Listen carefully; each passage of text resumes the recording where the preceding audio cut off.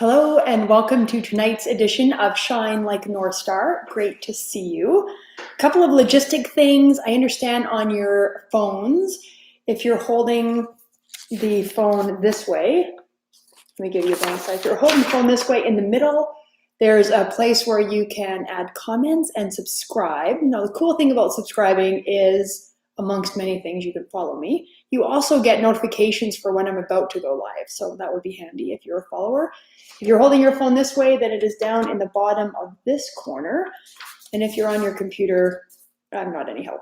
I would love to see your comments. I think I've navigated the settings right on YouTube to do this, so I'm sort of being really real with you today because I'm thinking that I navigated the YouTube stuff right. I trimmed my bangs this morning with the nail clippers, and I find that was not a good decision. So if you see me playing with my hair today too, that's part of it.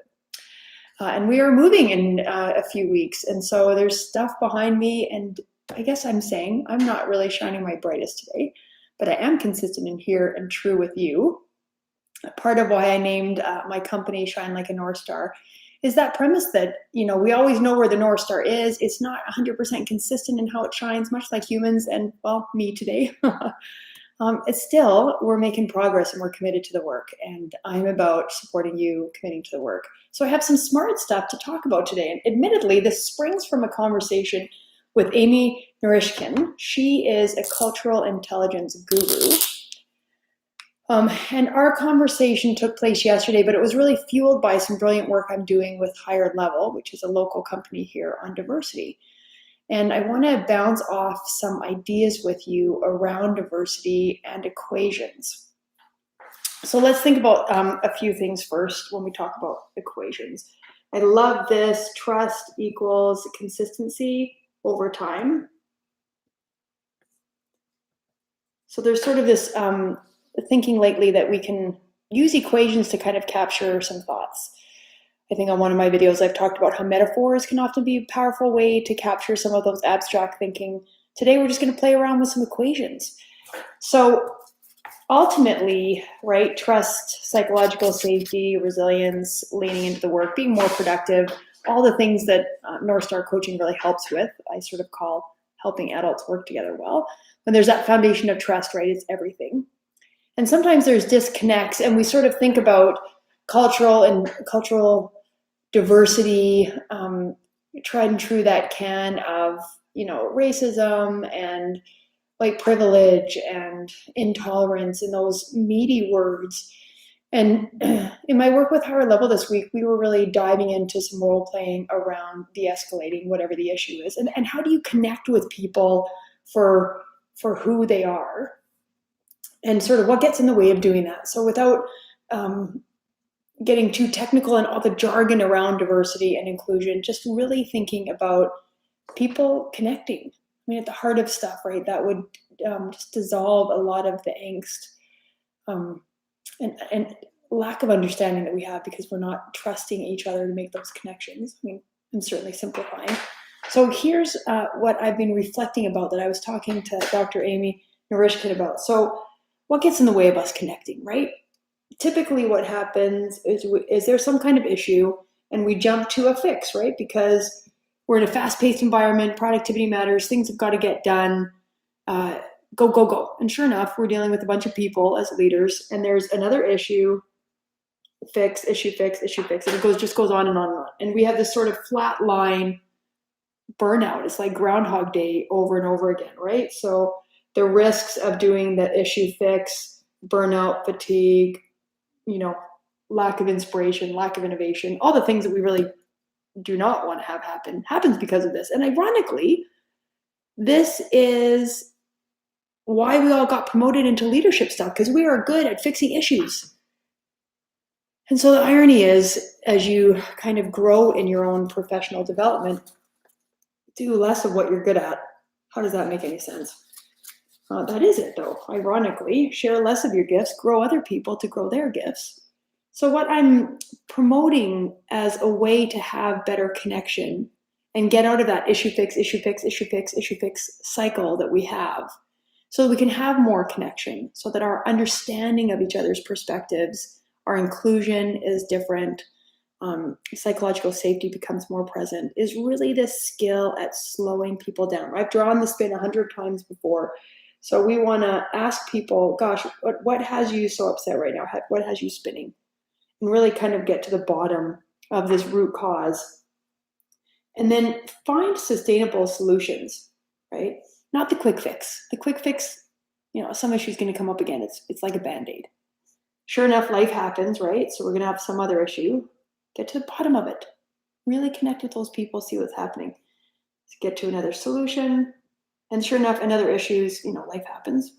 It's my mom, I won't say how old because she'd probably beat me up if she ever watches this, but she's just like, Kara, life happens. Like, that's life. So you're having a rough go and easy, whatever it is. And she's right. Issues are going to happen.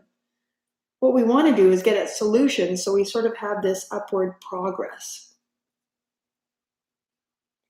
So we can spin down with people by really leveraging our empathy bones. So I think about asking open-ended questions. We've talked about this in other podcasts or webinars. Asking open-ended questions, active listening, so really drawing from people what is actually going on in your perspective. I want to understand what it's like to be in your shoes. So some of the role play that we were doing last week and another diversity work that I've done lately, it's really talking about how can I connect with you so that you feel I'm in your shoes and I feel in your shoes. It dawned on me, sort of philosophically thinking through this, I don't actually, if you're going through something, I don't really want to get in your shoes. Because in order for me to get in your shoes, I have to think about a time that was similarly challenging, right? So if I think about a friend I have who's going through divorce, and I've not gone through divorce, but gosh, I've gone through other hard things, feeling deeply lonely, questioning what I stand for. Someone has just arrived at our house. That's the background noise, sorry. Getting in the other person's shoes. I may not have that exact experience, but I have hardships and I have pain. And part of me being empathetic is going to some of those spots that has me remember what it's like to be in your shoes. And people just don't want to kind of go back to some of those not so great moments, honestly.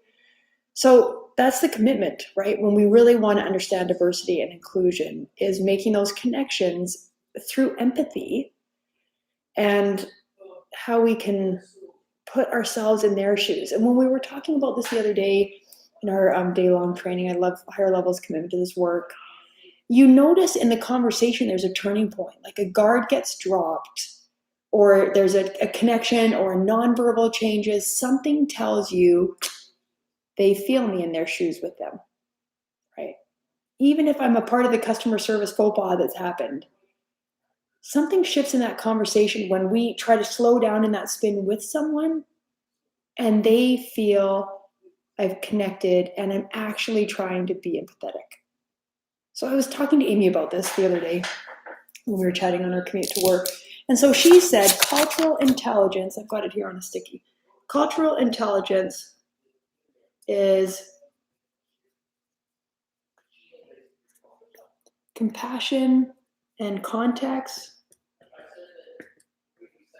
and action. Context. The dog had to be let in the door because she was worried about me. Okay, so cultural intelligence equals compassion and context and action. So this is where I'm going to get a little bit funky on the equation brainstorming. So in Canada, I don't know what it is in the States, but we have this mathematical acronym called PEDMAS. Do you remember when you had algebra and there were all the math rules? So parentheses, exponents, divide, multiply, add, subtract. That was the order of operations. My friend Tanya and her math skills is going to be proud that I can remember order of operations of all that. Okay, so if we kind of rewrite this cultural intelligence thing, and we think about context and action and compassion, I'm sort of thinking cultural intelligence equals empathy has to be over everything. Empathy times context, action, and compassion. context plus action. And maybe the exponent here is compassion, like that sort of trumps everything, right? I mean, I have to be willing to put myself in your shoes, but we don't get anywhere unless we sort of drive at this compassion and this empathy thing. So CI equals empathy times context plus action, small compassion. What do you think? It's interesting when we think about diversity and inclusion and all the work around that. And if we just boil it down very simply to sort of being open to being compassionate with other people, receiving their feedback on my unconscious bias. I have it, we all do. And as a woman of white privilege, I own that. And I need you to help me be better. And I'm prepared to be empathetic, even though that means I have to go maybe to some not so fun places to really share those shoes with you. That's where the magic is. None of that happens unless, oops, I almost erased my compassion exponent. None of that happens if I don't first slow down with someone and help them identify what is the root cause. Because if we don't identify the elephant in the room, if we don't identify what's really happening, then we never get to this, whatever this better spot is up there, that solution. So my challenge to you is in your leadership work, in your family work, in your connecting with your kids when they come home from school, in your glances at cars parked at the same red light as you, and drivers that are crappy. What does it look like to think, why are they spinning? What could that person be spinning around?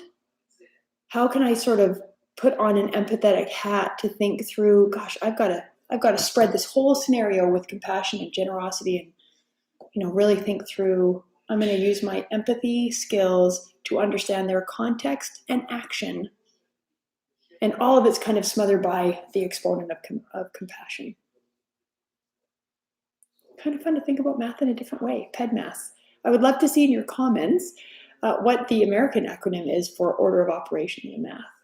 And what would be even more exciting to understanding math, because you can imagine that's not my expertise in the stuff that I can do really well, is I'd love to help you figure out how you're spinning, how your company's spinning, what we can do to kind of identify root cause and help people be their best. So without further ado, I'm wishing you well. I hope spring comes upon you soon and that everybody is safe out there. Have a wonderful night.